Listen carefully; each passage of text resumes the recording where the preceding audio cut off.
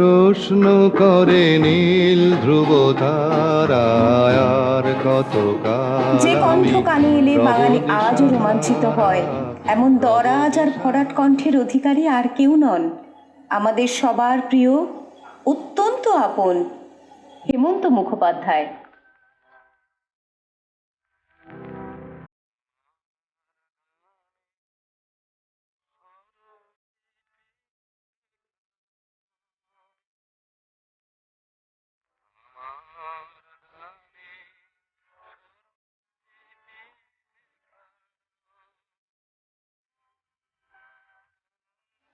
উনিশশো 1920 সালের 16ই জুনের কোনো এক পুণ্য লগ্নে বেনারসে মামার বাড়িতে তিনি জন্মগ্রহণ করেন। পৈতৃক নিবাস দক্ষিণ 24 পরগনার বহরু গ্রাম। কিছুদিন সেখানে বসবাসের পর তারা চলে যান কলকাতার ভবানীপুরে। প্রথমে নাসিরউদ্দিন স্কুল, পরে মিত্র ইনস্টিটিউশনে পড়াশোনা করেন।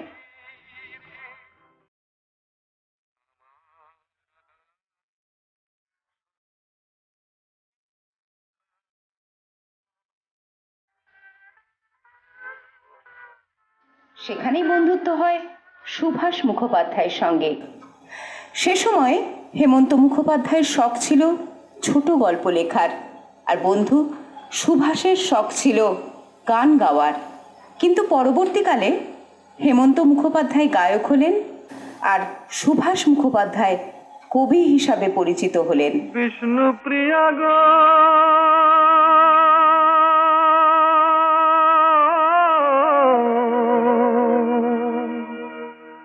বিষ্ণু প্রিয়া গো,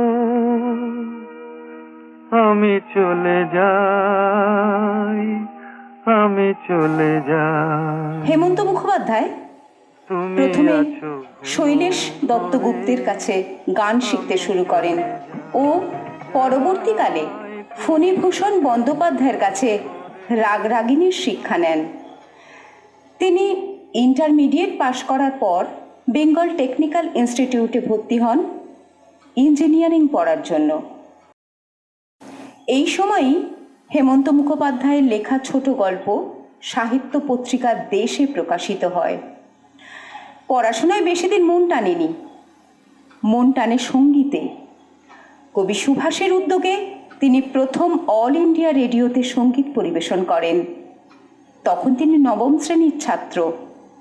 35 সালে তখন স্কুলে পড়ি তো প্রতি বছর যে প্রাইজ ডিস্ট্রিবিউশন হতো সেখানে মিউজিক্যাল প্রোগ্রাম হতো শেষকালে।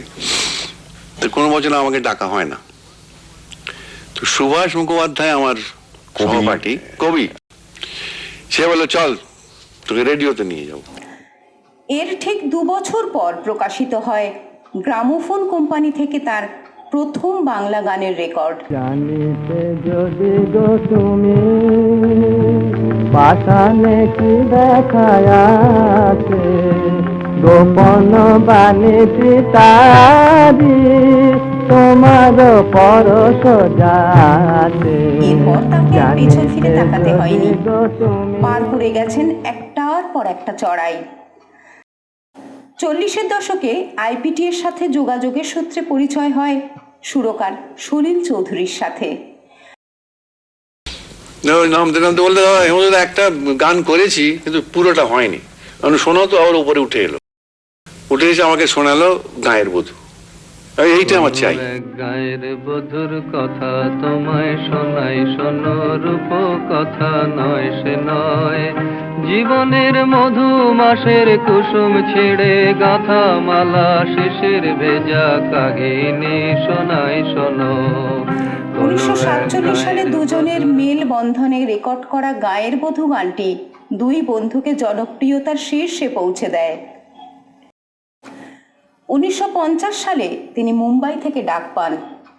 প্রথম সঙ্গীত পরিচালনা করেন আনন্দমঠ ছবিতে। वंदे मातरम वंदे मातरम वंदे मातरम वंदे मातरम वंदे मातरम वंदे मातरम वंदे मातरम वंदे मातरम वंदे मातरम वंदे मातरम वंदे मातरम वंदे मातरम वंदे मातरम वंदे मातरम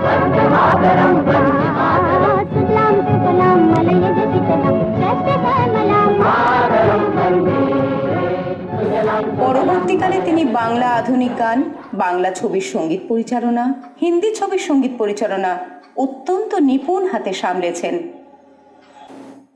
এছাড়াও নিয়মিত রবীন্দ্রসঙ্গীত গেয়েছেন তিনি। জনমানসে রবীন্দ্রসঙ্গীতকে জনপ্রিয় করার অন্যতম কাণ্ডারি ছিলেন হেমন্ত মুখোপাধ্যায়। হে নিরুপমা, হে নিরুপমা, গানে যদি লাগে বিউ বলো তান করিও ক্ষমা। হে নিরুপমা, হে নিরুপমা। তিনি অনেকগুলি হিন্দি ও বাংলা চলচ্চিত্র প্রযোজনা করেন। তার মধ্যে মৃণাল সেন পরিচালিত নীল আকাশের নিচে ছবিটি রাষ্ট্রপতি স্বর্ণপদক পায়। আর পৃথিবীর পরে ওই নীল আকাশ তুমি দেখেছো কি?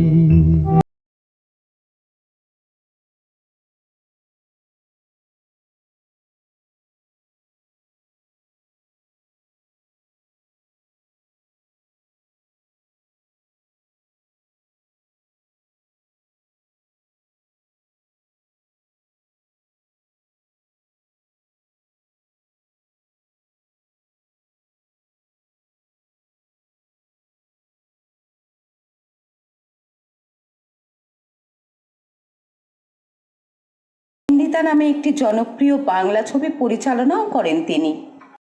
ও গো নিরুপমা, করিও ক্ষমা, তোমাকে আমার ধরণী করিতে আমার মনে দোসর করিতে পারিলাম না,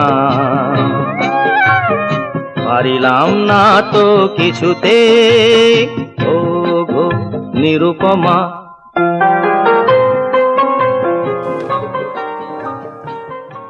পদ্মশ্রী সহ একাধিক জাতীয় ও আন্তর্জাতিক পুরস্কারে পুরস্কৃত হন তিনি। নাগিন, 20 সাল বাদ, পলাতক, স্ত্রী, সোনার খাঁচা, ফুলেশ্বরী, দাদার কীর্তি ইত্যাদি 200-রও বেশি ছবিতে উনি সুর করেছেন।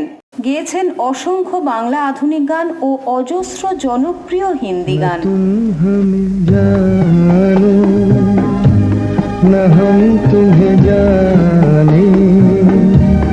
मगर लगता है कुछ ऐसा मेरा हमदम मिल गया। দেশের বাইরের অনেক অনুষ্ঠানে গান গেয়েছেন তিনি। এমনকি হলিউডের পরিচালক কর্নাড রুকসের ছবি সিদ্ধার্থ, এই ছবিতে সঙ্গীত পরিচালনা করার জন্য তাকে হলিউডে যেতে হয়। তিনিই ছিলেন প্রথম ভারতীয় সঙ্গীত শিল্পী যাকে মার্কিন যুক্তরাষ্ট্র নাগরিকত্ব প্রদান করে। রবীন্দ্রভারতী বিশ্ববিদ্যালয় তাকে প্রদান করে সাম্মানিক ডি.লিট উপাধি। বাংলাদেশ সরকারের কাছ থেকে তিনি মাইকেল মধুসূদন দত্ত পুরস্কার অর্জন করেন। তিনি আমৃত্যু অল ইন্ডিয়া রেডিও ও দূরদর্শনে নিয়মিত সঙ্গীত পরিবেশন করেছেন। 1989 সালের 26শে সেপ্টেম্বর তিনি ঘুমের দেশে হারিয়ে যান। তবু আজও সমগ্র দেশবাসীর মনের মণিকোঠায় তিনি সদা